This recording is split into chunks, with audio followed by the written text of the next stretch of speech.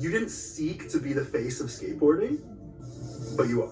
I didn't see. Yeah, it was just a coincidence. It It was just that you didn't necessarily. he happened to get choose, lucky, it just kind man. of fell into place. When I started skating, you didn't aspire to be rich or famous because no one had. That didn't exist. That dream. Yeah, and skateboards are crap. They were literally just wooden boards. I mean, they still are now, but, you know, a whole bunch of methods and variations they do to clean up the boards a little. But back then, it was literally just a flat, rectangular wooden board with crappy wheels and everything that wouldn't even freaking turn. Wasn't even in the realm of possibility. When did you start? In '78. And skateboarding was kind of like a fringe underground. It was like a fad. It was a yo-yo or a frisbee, and it was just kind of like people they bought one, they did it, and then they moved on. Right, no one like dedicated their time to becoming a pro. Yeah, it wasn't a and even sport the back top then. Pros, Skateboarding didn't become a sport until like the mid 90s, in all honesty. Like mid to late 90s. Maybe early 90s with Tony Hawk, but real like commercialized skateboarding didn't start until like the mid to late 90s, if not 2000.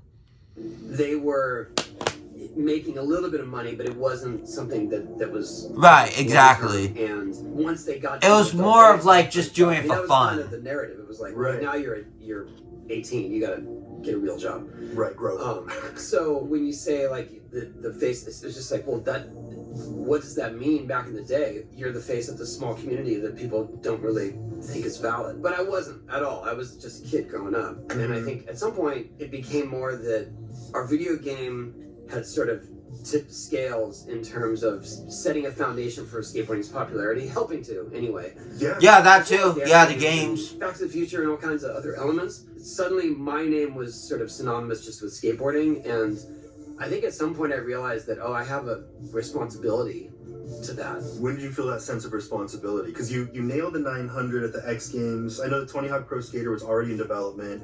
You nailed the 900. You said it was the best day of your life. Yeah, that was unfortunate. That was the best day of my career.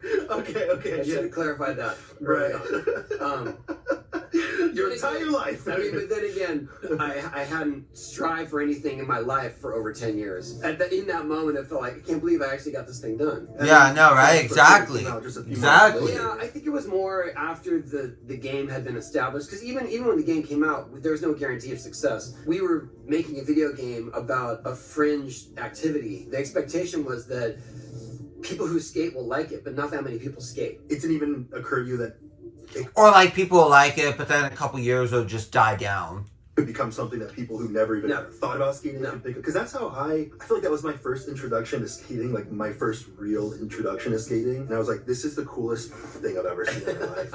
Like, I had seen skating, but only, only like X Games type stuff that felt like it was so out of reach. But then Tony Hawk's Pro Skater introduced the idea that anyone could do it on the street at any time, and it became... Yeah, because games like Skate 3, they're just so unrealistic. I mean, all those tricks and stuff are real. Those are all real tricks. It's just the physics and everything in the game is just so unrealistic. This like casual Skate 2, on the other thing hand, in my head, or is rather it than Skate like, 1? Sport that only I don't know. One of those games, you literally couldn't even get off the board. All you could do is just skate. At least in Skate 3, you could get off the board, punch some people, all that stuff.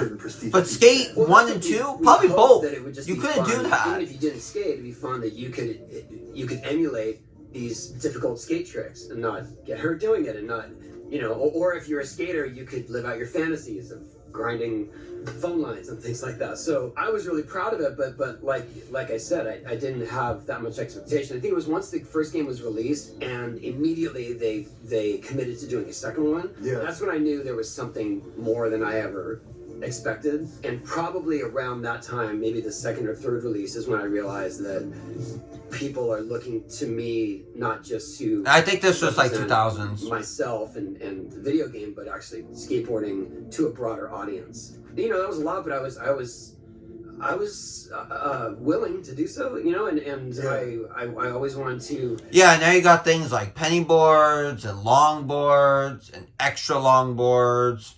Or no, penny longboards. Yes, penny longboards. I remember those. I think Nico actually had one, I think. Represent skateboarding with integrity and with authenticity. I mean, I think that was, to me, the most important thing of the game. That is authentic to skateboarding tricks, the skaters themselves, the look, the aesthetics, the music, the locations, all of those things are based in real life skateboarding. Yeah, and it introduced so many people, so many young people especially, to this new thing that they'd never even heard of. There were tricks that were put in the game, for example, that were never even possible, never thought to be have any basis in reality. But then, like, later on, can actually accomplish. There is a generation of people who started skating because they played the game, and the tricks that they were doing in the game was the baseline for what they wanted to learn. Mm-hmm. Whereas all of those tricks hadn't been developed until a lot of us were adults and had already been skating for decades. But that's their baseline, so that's where their starting point. And now when you're looking at well, yeah, because you're over here, and then everyone's like, "Oh my God, I have to do it. I must do it," which I understand. But sometimes, just like what you were saying, like you gotta take these things a little bit seriously. Like, be careful. Just because you can do all this stuff in a video game doesn't mean that you have the ability to go out and do all that stuff in real life without facing major consequences or getting hurt. Now when you watch what is going on in those events, it's video game tricks. It's like, crazy. It's stuff that we never imagined was possible because they're like, oh, you can nollie flip into this trick and then 360 flip out and throw an extra 180 and on everything is combined with a manual in between. That's what I mean. Yeah, or a grind. Or grind. Or both. Mostly a grind in real life. Yes. You really can't manual around for 5 minutes straight in real life. If you're to link a combo with a manual in a skate competition, it's not going to count for much. You get higher scores on THPS. That's bullshit.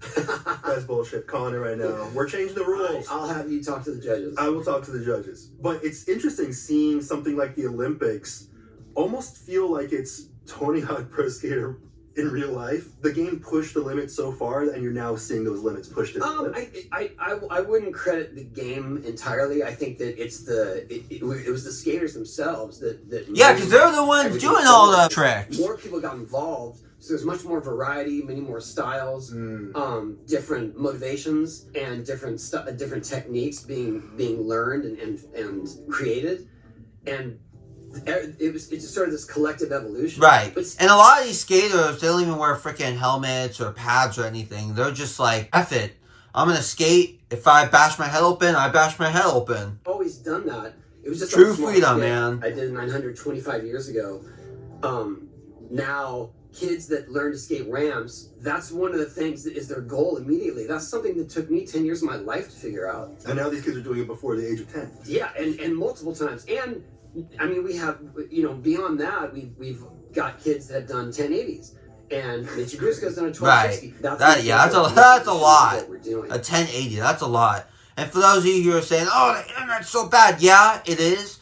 But look on the bright side. These kids at 10 years old, they're learning how to do freaking 900s and crap. Like, I'm not saying I would have wanted to do that because I just like to cruise around when I'm skateboarding, but yeah, like sometimes the internet can be good for people, As long as you use it, as long as you use it the right way. It was mostly pools. It was pools, okay, yeah. So it was a lot. Yeah, pool, yeah. Skate 3, yeah, those empty pools with those foreclosed houses, yes. And fourth style that you would see in an X Games. Yeah. In fact, that's actually... And expanded beyond that to... Sorry for pausing it so many times, but that's actually why all the skate parks and stuff are like that, because of all those curves and dips. It's literally like the design of a pool, of a swimming pool.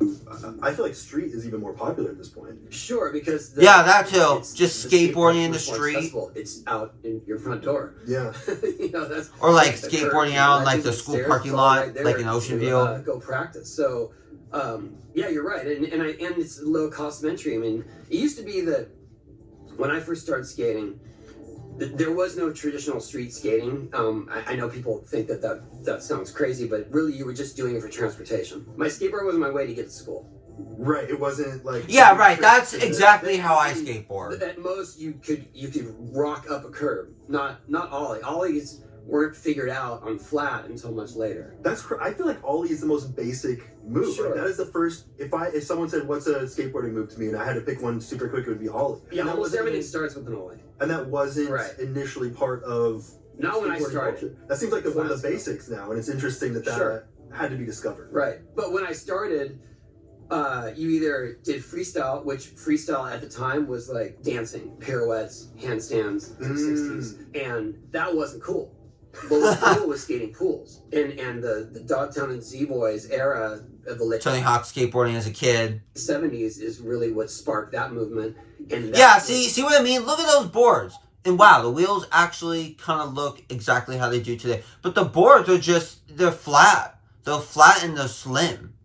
Well, they look slim, but in reality, they're actually pretty heavy. Now, with the penny boards, they're light as a feather. Magazines flying out of empty swimming pools, and I was like, that looks cool. And so all the skate parks that they made at the time in the 70s and early 80s were all designed after swimming pools. Yes, right. And just like what I was talking about. And I don't know anything about skateboarding. Well, all the years I've skated and all that stuff, I don't know anything about skateboarding. But that's just something I just kind of assumed, like, oh, because swimming pools, because the way they're built and stuff like that, like, it would be good for skateboarding ramps and skating. Any photo from, say, 78 to almost 84 is in a pool or a backyard halfpipe to emulate pool walls. That was my entry point. Was it just that looks cool, I want to try that? Was, yeah, well, I saw it in magazines, it kind of didn't look real. Yeah. And then I went to the skate park for the first time after I had been skating, like I said, as transportation.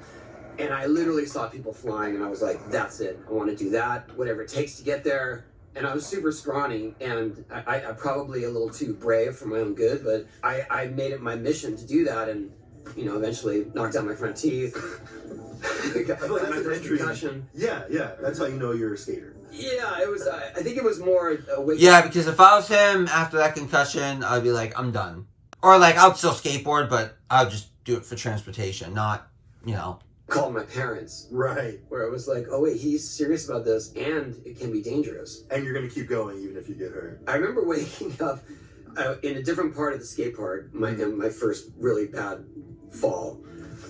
Missing my front teeth, and my first thought was not like, oh my god, what have I done? My first thought was, man, I gotta learn how to do rock and rolls better. Because that's what I fell on. What do you think it was about skating that made you so attracted to doing it? I think it provided me with a sense of accomplishment and confidence that I couldn't find anywhere else in my life. The idea that you can continue to get better at it, no matter what level you're at, that really drew me in, because everything else that I was doing at the time, playing baseball, playing basketball, it felt like I was never improving at any sort of measurable level. But skateboarding, I was just part of the team, and if the team sucked, then I sucked. And if well, that's not true. Just because the team sucks doesn't mean you as an individual sucks. See, that's the one thing I don't like about sports is this whole overly competition type of thing where, like, if the whole team does bad, then everyone does bad. Like, that's not true. But also at the same time, like, saying that, like, oh, you got 20th place, but you're still a winner, like, I feel like that's kind of stupid and silly, too. I guess congratulate them for still getting 20th place,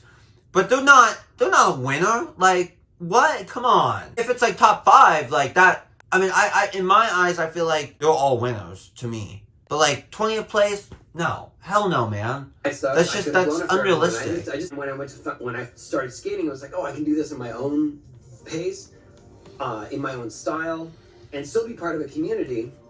And it was just so much fun. And I think that was it. It was just like every time I go skate, I learned some new technique. Even if it was super small. And I remember my dad saying, he picked me up at the skate park one day, and I had been skating probably the better part of a year by then. And he said, how was it there? And I go, it was good. That was my best day ever at the skate park. Because, you know, I hear you say that a lot.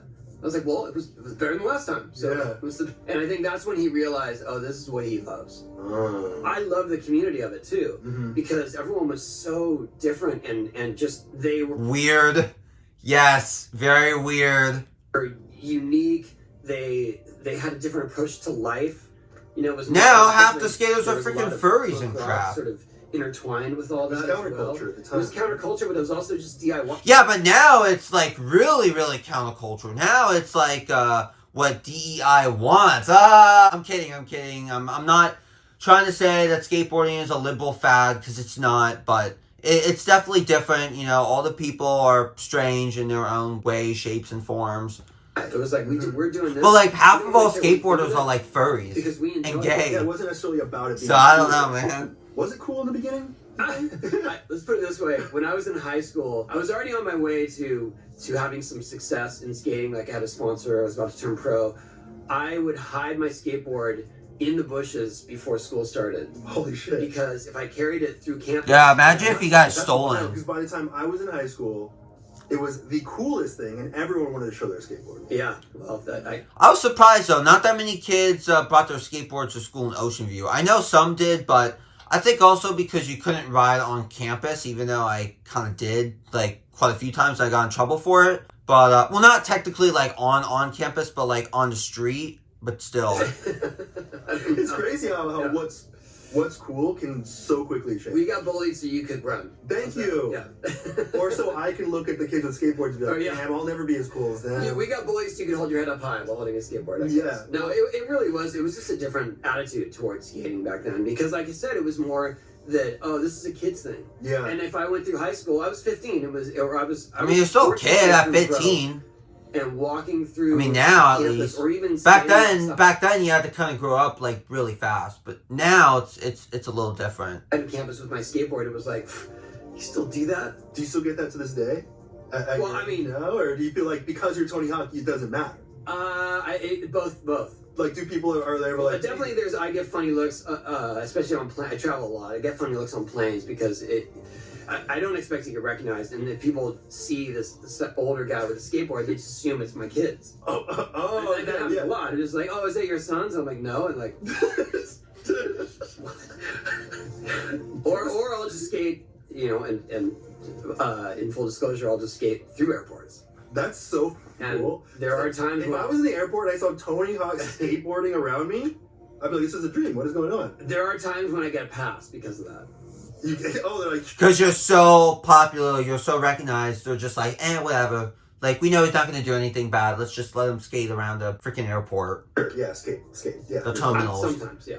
I mean, sometimes no, though. Sometimes you're detained and. Yeah, I haven't been detained, but I've definitely been told to walk it. So you travel with your skateboard, like that's like a. Probably because you just comply and be like, okay, which I understand. I mean, I feel like going to like, Chicago, what's it called, O'Hare, or like Dallas Fort Worth, stuff like that, all those airports, it would be difficult to skate through the terminals because there's so many people. Now, if you go to something smaller, like, I don't know, I can't think of any on the top of my head, that would be fine because there wouldn't be as many people, you wouldn't really have to worry about it. A target on your back to say, I am Tony Hawk. Might as well. Then someone will kick it. I learned to, I'd not mind it, I guess. Like, Yeah, because you just get so used to it, Like, once you get popular. But I feel like Tony Hawk is, like, the type of popular that, like, popular people should be. They're still well-known, recognized, stuff like that, but they're not, like, billionaires. Or, hold up. You know what? I'm actually going to look that up. Okay, never mind. I was wrong. So, apparently, he has $140 million. Tony Hawk has made $140 million, not necessarily off of skateboarding, but off all the advertisements and stuff. I'm not saying that is bad. But seriously, man, $140 million off of skateboarding. I feel like I kind of see a problem in that a little bit. I don't know about you guys, but I see a bit of a problem with that. Knows who I am or cares. Now it feels like 50 mil. I never aspired to be. That's understandable, but 140 million. Skateboarding. Mm-hmm. So when I got fame, it was very uncomfortable, and I came off as standoffish. I hope he at least donates most of that money. In my own skin, I was like, why do you want to talk to me? And then at some point, I just kind of learned to get over that and understand that this is really special that we have these interactions. Yeah. And it could mean a lot to them, and also based and on he's my gotten divorced like pro 4 times. in my day, I didn't know that either. Of experiences with people that I looked up to, where it was like, it's because he doesn't have faith in God. I'm kidding. Now it's part of money, man. Money does things to you. And the ones for both good and bad were hugely impactful. And so I wouldn't want anyone to have that kind of experience with me. So you feel a sense of responsibility to be a person that... Well, it's not a front. I mean, it's innate. I definitely am. I'm super excited to meet people, without question. It's not some burden like, oh, here we go. Mm-hmm. Yeah, and it's like, at least, okay, I could respect Tony Hawk in one way because the interview, like, he's not trying to be like this fake person. Like, he's being himself. Like, he's being genuine. I like that. I like people who are genuine. I guess Donald Trump and people like him are also kind of genuine too. and or like themselves, but at the same time, not really. That's why I don't really like them. That's why I don't like politicians. That's why I don't like government. Oh, like it's just I live in a very unique space, and I love it. I'm asking because I feel overwhelmed, and when I know a lot of people recognize me, I'm like, okay, I just want. Yeah, you don't even have $140 million. You have probably like, you know, some. I don't know. Yeah, I think sometimes 20 you mil? step outside of yourself, Maybe 30? and think of, well, what does this mean for their interaction? What does this mean for them to have this moment? At some point, you can learn to really enjoy it. You can't lose yourself in it. Right. I think that's when things get tricky. Lose yourself, like. Like that's it, and that's the adulation is what you're striving for, and then it's just like you're addicted to fame. How much do you think? yeah, pretty much. Pretty much. The answer is. Oh, I don't care about this stupid ad. Whatever you want to do, you're not waiting for the pitch. It's all yours. Go skate the world. You rode that wave out as as you continue to climb in popularity alongside skateboarding, and you mentioned that it's already gone so far that it's now in the Olympics, but then also. Which I didn't, or I knew it was in the Olympics, but I didn't know it was solely because of Hawk. It was a licensing. It was an agreement with Six Flags for a little bit. Okay, yeah. In fact, we were doing our Huck Jam tour at Oh, Six wow. Flags for a little while. Yeah. At the same time that the ride happened, I did get to help design the ride, so that was really cool. That's so sick. But after a couple of years, the contract was over. They rebranded it. I've heard they've actually removed it. So. Oh. That You kind had of a theme park sucks. ride. Not many people can say that.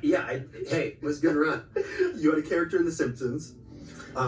Did you help design the skateboard emoji, or did I hear a weird rumor? You I helped. did, yeah. How does that happen? I saw that they were coming out with a new batch of emojis. Yeah. They do that every, 6 months or a year or so, where they add a couple. Yeah, I hope they have have the real gun emoji Someone back. tagged me. I don't know if they're People gonna started actually do tagging that me. since Never Trump's really in if there's office something now, about but. skateboarding, I get tagged endlessly. But that water gun emoji, man, that is whack. That is crap. Like, seriously, who thought of the idea of using a water gun emoji as a gun emoji? Like, what? Which I'm thankful for, but I see it. Okay, everyone out there. Someone tagged me like, look, a skateboard emoji, and they sort of had this video of just really quick flashes of all the new emojis coming out, and I paused it and I saw the skateboard and I was like, You're like, oh my god, what the heck? 1983. It was like it would have been a skateboard you bought at Toys R Us in the mid 80s. Oh, really? And I actually did not know that. Missed this mark so badly. Yeah. And I just kind of put it out into the world like, hey. Yeah, it's just another opportunity for you to make money. Emoji people, But that's cool though, I guess. Represent skateboarding and skateboarding rap guys emoji. saw it. I don't even know if that's still crazy. up there. People Probably say help is. Design. Yeah, and then Probably I find sent it. him a photo of my skateboard. That's really how it happened. Is that the photo of, or is that based on? Yeah, and so if you look at the skateboard Oh, wow. emoji and you compare it to Yeah, but it's not as long and the wheels are bigger. like a modern street skater skateboard, my wheels are way bigger because I skate vert, I skate ramps, so I like to go faster. So I'm sorry to the hardcore skate crowd out there, but the skateboard emoji has big wheels. Yeah, it kind of looks like a fingerboard. Because I ride 60. Yeah, it kind of does You skated actually. at the White House. Yeah, I skated through a hallway at the White House. Yes. For real? When you're not skateboarding through airports, it's through the White House. Yeah, that one was. That's silly. That was pretty renegade. I was not approved to do so. But you did it anyway. But I found myself in the White House with my skateboard. You might. Yeah, might as well. Take that, Biden. Just skateboards. Just whack the skateboard on his face. If you said, I want an ice cream, how quickly would I... That sends an ice cream. No, stop. I need that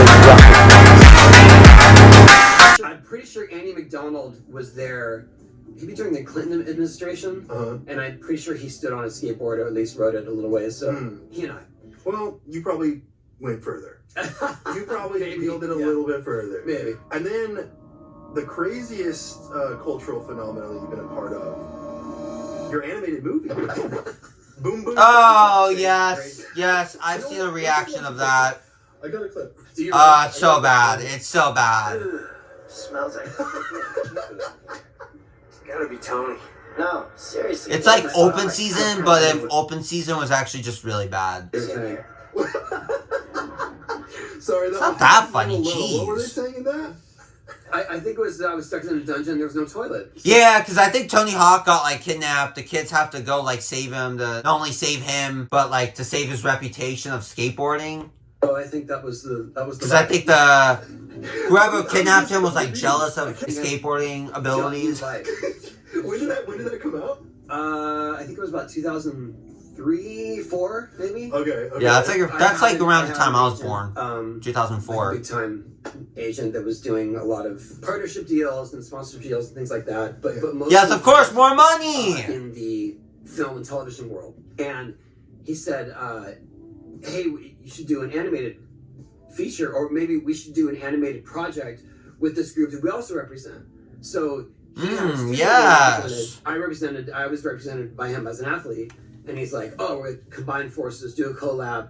And so A collab. The studio, and we just pitched It's pronounced a collab, animated dumbass. stage show to every network. And when I say it was like all, it was Nickelodeon, it was ABC Family, and we went down the line and got no takers. By the end of all of those, I'm surprised Nickelodeon wouldn't hire you to like do a collab or something. Because like Nickelodeon's gone crazy with the skateboarding back in the 2000s. They have like all those commercials and stuff with like the kids skateboarding. I'm surprised they didn't like pitch meetings, make you sign a contract or have you sign a contract under their name to contractually film and produce a movie. a project together.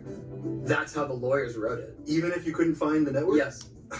So they said, so we're going to do something straight to DVD. The best content was straight to DVD. Yeah. Yeah. So it's very much Because like Blu-ray didn't we start. were all- Blu-ray didn't start until like 2009. I think like 2009, 2010. This was like DVD type bullcrap. I mean, I think they were a little more excited about it than I was, but it was more like, we are obligated to do this thing. You weren't as excited about it as the game? But they basically brought me a rough edit of the movie where everyone was in wireframe mode. And the voices were were not consistent. It was just kind of this rough draft. And so I made notes, I recorded my voice, and then I thought we were going to go a couple more rounds of it, and then they went there. But And then they're like, cool, I'm accountable. Like, cool, it's done. I'm accountable. It happened. There are I guess. funny little Easter Turned eggs. out The guy, kind of a success. Frank, the skate park manager. He's patted For off my dad. memeing. Yeah. My dad's name was Frank. Mm. Yeah, and then it just kind of. I don't even know how well it sold, to be honest. I think we just contract and we were. I don't know. I could just look that up myself. The box office for it actually grossed out to be over $5 million in both the U.S. and Canada. Opening weekend of 25 or 2.5 million. That's not bad. Like, this was literally around the time skateboarding became a major fad. And it came back around in the ether or whatever in the last year or so. There are so many people say, I remember seeing that. I don't even know where I saw it. It was like a fever dream. I almost thought it didn't exist. Feels like a fever dream. When Kurt And then you're over here like, yep, it's a real movie. And I voice acted as the Tony Hawk.